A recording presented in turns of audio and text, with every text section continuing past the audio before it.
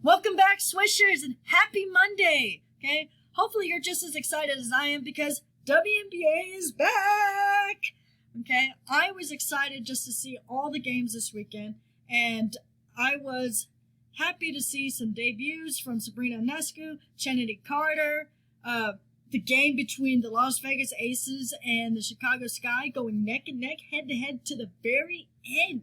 I mean, that game was phenomenal. Okay, had me on my toes, had me screaming and yelling at the TV. I mean, typical fan, right? Okay, so what we're going to go ahead and get started with today is we're going to go ahead and talk about the different changes. For instance, you don't have any fans in the stands right now. That kind of rhymes. And you don't have the ability of teams to travel from different arenas to different arenas. It's all set in one stage, and all 12 teams will come together and at different times, play against each other. And as you notice on the bench, they're not sitting next to each other on the bench either. I don't know if you noticed that this weekend, but I surely did. Everybody's spaced out. Even the coaches, they have their own personal area. Players have their own little personal area with their own water bottle station and whatnot. And also in the WNBA app, you click during the games, there is an interactive mode where you can cheer, and you click on it, and then you see who gets the most cheers at the end of the game, which is pretty cool. It's pretty fun. And then to top that off, I don't know if you noticed in the interviews, but everybody's staying 6 feet apart. Instead of being right there on camera, everybody's 6 feet apart. So other than that, I mean, it's still WNBA to me. Everybody's playing against each other. Everybody's trying to get that W, still trying to play as hard as they can. So let's go ahead and get started with the debut of Sabrina Ionescu. Okay? And with that being said, she's a great player, phenomenal. I mean, she's quick. She knows she's a scrappy player. I mean, she kind of reminds me of Becky Hammond, Diana Taurasi, Steve Nash, all thrown into one. And so she's a great player to watch. She's phenomenal. But this debut, I mean, Stewart and Sue Bird kind of put a stop to her. And I know a lot of people were excited to see her tear it up on the court, and which she did. There was nothing wrong with the way she played. And for me, this is the way I see it. You have a lot of collegiate players that come into the professional league, and they're a little bit slow to start. Okay, they're not going to be as phenomenal as they were in their collegiate days. And I'm not saying, oh my God, they suck. No, that's not what I'm saying. What I'm saying is she's going to grow. She's going to continue to learn. She's going to continue to becoming better and better with each game. Okay, and this was just her first game. Who's to say the next game she's not going to score 20 points and give us 10 rebounds and 10 assists? I mean, she's going to continue to grow. She's going to continue to learn. And this first game was just a learning process for her because you have a lot of veterans. You have a lot of MVPs that she went up against. I mean, come on, Sue Bird and Breanna Stewart, both MVPs, both top-notch players, and have been in the WNBA for a while. So to me, Sabrina's just going to continue to learn, continue to grow. And there's nothing wrong with that. And so we're going to see more from her. And as the years come, who's to say that she might not be a GOAT herself? Okay? So that's what I had to say about that one. And so as far as that one goes, this was an exciting game to watch. You have the veterans, and then you have the rookie down here. And Breanna Stewart, she looked like she never even missed a beat, because she was out last year for the 2019 season with an Achilles heel tear.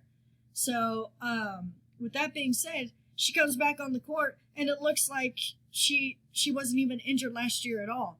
And so I think her keeping up with her injury, trying to get better, trying to rehab, get back on the court as much as possible. I mean, she played phenomenal. Sue Bird played phenomenal as well. And there's so much that I could say about her. So let's go ahead and also take a look at the Las Vegas Aces versus the Chicago Sky. Now this was a clutch game. This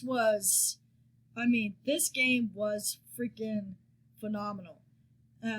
This one had me on my toes the whole entire time. And so, as you can see, it was a very close game.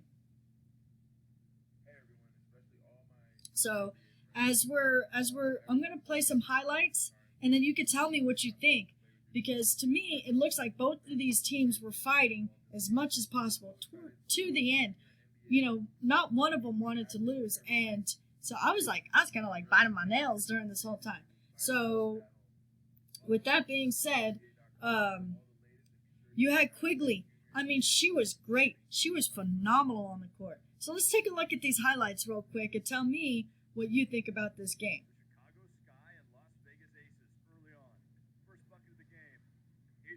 I mean, look at Asia Wilson. I mean, she was unstoppable. She was one of the high scorers of this game. If you were watching.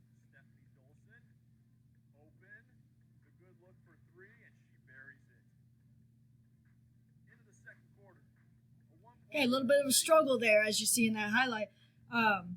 There were a couple turnovers that the Las Vegas Aces had that they should have controlled a little bit better. Okay. And then you have Vandersloot. I mean, just driving it in.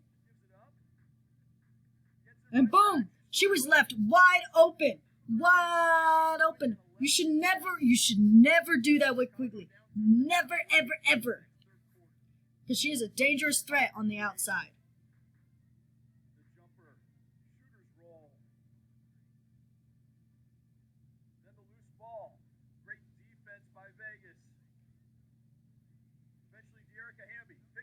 And Hamby, I mean, she was great, stepping it up for everybody out there on the court. So,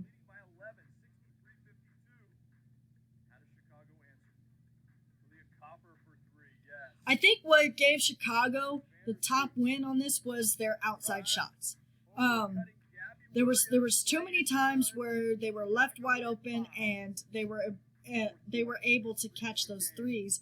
And look, right there again. You left Quigley wide open right there on the wing. Okay? Never leave her open on the outside because she is a very dangerous threat.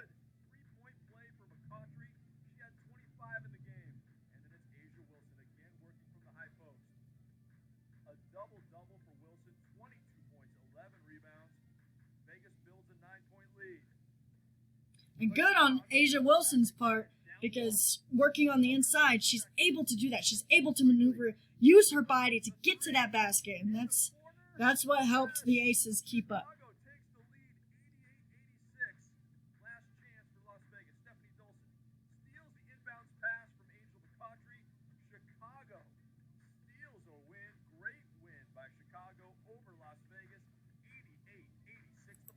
And so there you have it with the highlights between the Las Vegas Aces and Chicago Sky. You see, there were too many times where they left Quigley wide open, okay?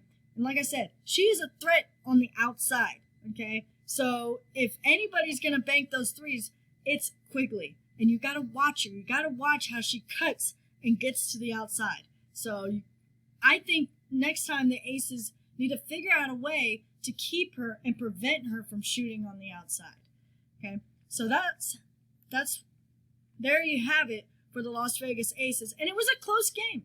I'm not going to say that the Las Vegas Aces didn't put up a fight. They did, and they tried to do what they could to stop the Chicago Sky, but it just wasn't enough at the end. Okay, so congratulations on them.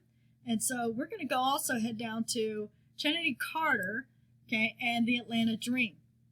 Okay. So this game right here was another phenomenal game.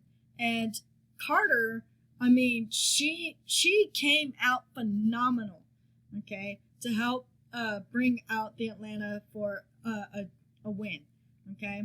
So she came out and she laid it all down, and she had an excellent debut, okay. And then even you had, for the Dallas Wings, okay, you had a Goomba Wally, Alicia Gray, Okay, both with 19 points apiece. So you can't say that they weren't trying. Okay, and you had Isabel Harrison with 18 points and grabbed 11 rebounds. So that tells you something right there. Okay, and Billings had 30 points up on the board, and Trinity Carter added 18 to that. So if you ever seen Carter play in her collegiate days for the Texas A&M, I mean, she's a scrappy player. She is on point. She knows how to motivate these players and get them where they need to be. She's a great leader, and as far as I'm concerned, she doesn't go down without a fight. Okay, so congratulations to Carter, and I'm very proud of her. And like I said, all the games this weekend were excellent, and I had fun watching every single one of them. And it was a great weekend for WNBA basketball. Lastly, I kind of want to say that they also, if you haven't been noticing, they have been dedicating this 2020 season to racial injustice. And if you notice on their jerseys, it says Breonna Taylor or another victim's